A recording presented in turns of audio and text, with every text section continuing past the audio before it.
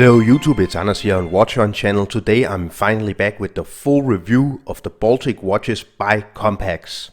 So this is a very interesting watch which I already did a first impression slash unboxing video of, just to give you my first initial impressions of this vintage inspired by Compax manually wound chronograph watch. So very shortly about Baltic Watches. Baltic Watches is a quite new, smaller French brand.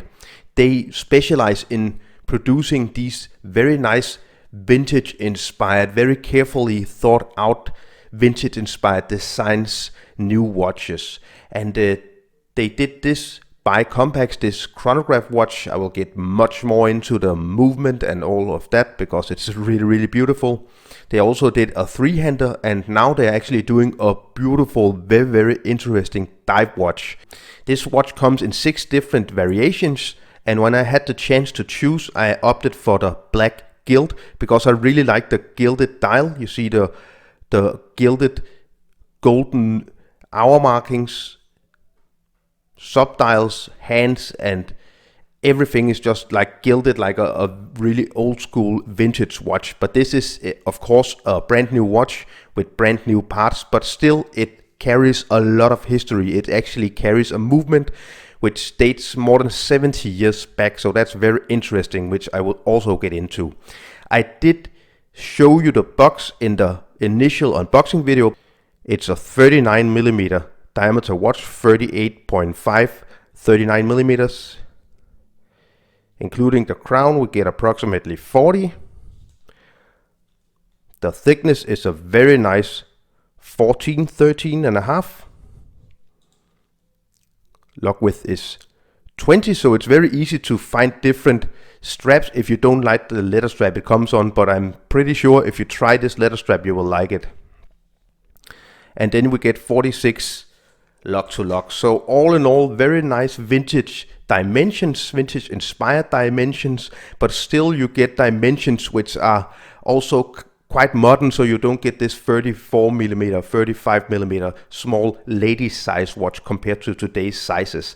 So let's have a look at the dial. As you can see, as I said, it's gilded, the black gilt version, so you get the gold on all the hands and the numerals and all of that, but it's a very simple, very kind of flat vintage inspired design, which I really like, because vintage watches were much more simple on the dial back in the days, back in the 40s and 50s, which this watch really harkens back to.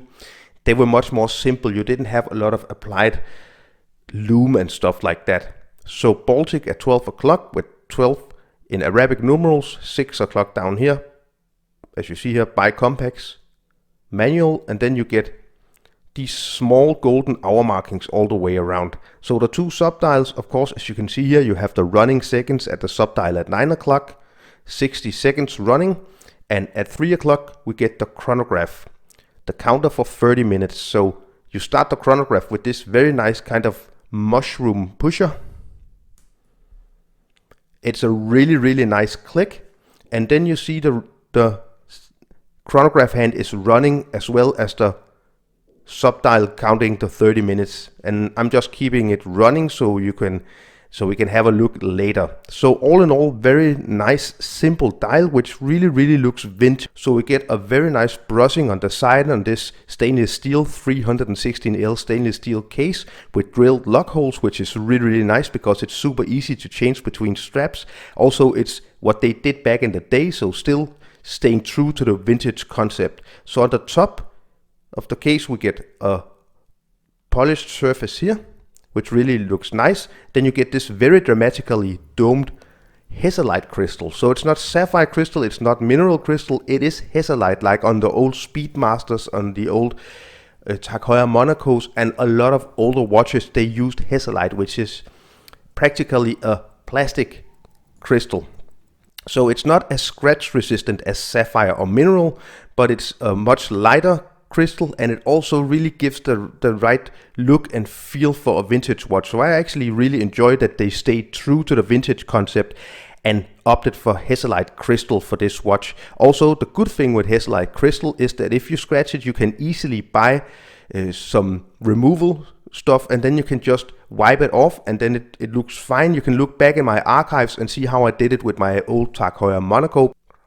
Mushroom pushers for the start, stop and reset. I will show you how to reset the chronograph just in a few moments. Very nice, quite big crown for this vintage inspired watch, but really big and super easy to operate, and with the B. So let me just try to wind it.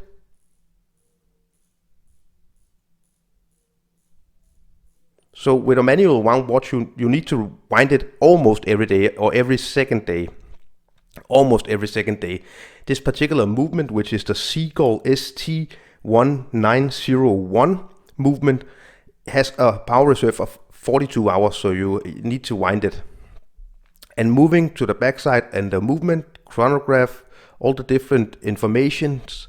A really nice thing is that the watches are assembled in France. So Baltic Watches, they source all the parts, but they assemble and quality control the watch in France. And you can really tell that they do the quality control by just checking out the accuracy and the feel and the look of the watch. What I find with this watch is that if you keep it running for days and days and days, just keep on winding it every day, and then it gets more accurate. So this is a watch which will become much more accurate the more you wear it, the more you wind it. So looking at the backside here, you have the Seagull ST1901, stainless steel.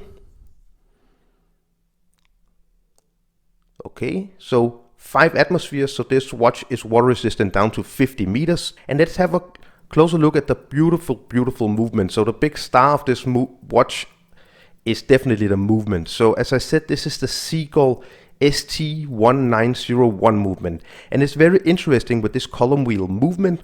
It's more than 50 years old. It was produced in the late 50s in Switzerland. But today Seagull, as you know, is a Chinese company. So what is very interesting with the movement is that it actually is the same machinery and the same design and the same materials that the Venus company, the Swiss manufacturer of chronograph movements, used back in the early 60s. But back then there were 3 big manufacturers of chronograph movements, and it was really hard competition, and Venus, they just lost out. At the same time, the Chinese were really looking into how to start to produce chronograph movements for military watches for the Chinese army. And they eventually bought the Venus machinery, the know-how, the plans, the designs, the architecture, everything they bought, and then they started to produce these Seagull movements, which are essentially Venus movements, just in the scale of 1:1, so it's exactly a clone or a copy of the movement made on the same machinery.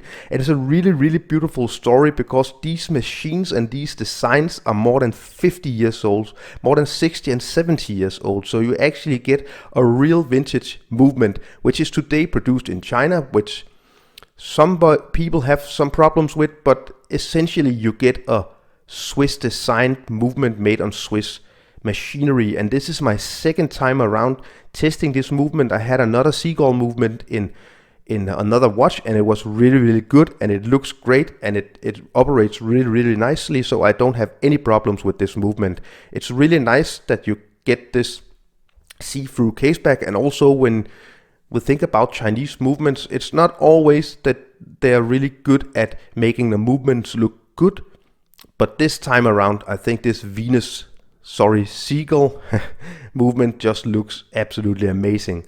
Such a joy to behold, such a joy to look at. So I have been reading online that people have been testing these movements, and one guy, he wrote a really great review of the movement, and he said that he had experienced that these movements are still running perfectly fine after 10 years of use without any service. So that's pretty nice that they're actually really sturdy, great movements as well. So as I said before, you get 42 hours of power reserve. And let's have a look at the chronograph function. So again, I stop it, and as you see, it's a flyback. So you start the chronograph, and then you're timing something and you want to stop it. Now you're finished, but you really need to really fast time something else. You just push it back. So it comes on this very nice leather strap. It's French calf leather, handmade. So this is how the Baltic Watch by Compact's black gilt version of the watch looks on my 18 centimeter wrist in circumference, size in circumference. So it fits me perfectly. It's not too small, it's definitely not too big. It's a real vintage feel in my opinion. I really like how it wears, and it's super light, which is a really nice thing with this watch. It's super light. A great thing with the leather strap, which I really think fits the watch perfectly, is that it's super soft. It's not very thick, which is also very nice. You don't get this thick big leather strap. It really feels nice on the wrist, and it's super soft when you start to wear it the first time. So absolutely no breaking in of this strap. Of course, being a vintage watch, you don't get any loom. I think Baltic Watches actually were really smart in the design and the sourcing of the parts and assembly in France, and I think they overall did a really nice package, which I definitely enjoy. You can opt to get it with a solid case back if you don't like to look at the movement. So you have a lot of different options you can choose on the website. This watch sells at 649 euros. So that could probably be a problem for some people, because it is at the higher end of Microbrand watches. But on the other hand, you get something really special. So it is on the higher side, but after all, the market will decide. If you want to pay the price, you pay the price. If you don't want to pay the price, just don't buy the watch, buy something else. That's how the market works, basically. So some minor gripes with this watch. It is actually the movement, and I experienced with the movement when I had the other watch with the seagull movement. It's quite loud. It's hard to hear, but when you lay the watch down on your nightstand, or you're wearing it on your wrist, and your wrist is close to your ear, lying in the sofa or something like that, it's really loud. So just be aware that it's a quite loud movement, but again, it is a very vintage inspired movement. And of course, you will remove some of the sound if you get the solid steel case back. But I don't really want to have the solid steel case back, because I really enjoy looking at this beautiful movement. Just see the finishing here, the Geneva striping. Really nice finishing in my opinion. So another thing about this watch, and maybe you just noticed during the review, but the design of the case, I think it looks great. It looks absolutely fine. I have absolutely no problem with that. But it is a dust magnet. If you just look here, you can see a lot of dust. And you will just wear this watch for a few hours, and then you have dust everywhere, because it's this kind of stepped case. So this watch will always look just a little bit dusty, but that's maybe a plus, because it is a vintage inspired watch. So all in all, a very enjoyable watch. My first experience with Baltic watches, but I'm definitely thinking about trying to check out the dive watch, because it looks absolutely beautiful dive watch. I hope you enjoyed this review. What do you think about this Baltic by Compact's watch? What do you think about Microbrand watches trying to revive what happened 50, 60, 70, 80 years ago when they do these kind of vintage inspired watches? Remember to leave me a comment down below. What do you think? Give me a thumbs up if you enjoyed this review, and please remember to subscribe to my channel. Thank you so much for staying with me all the way through this review. I will see you very soon with another review. Bye.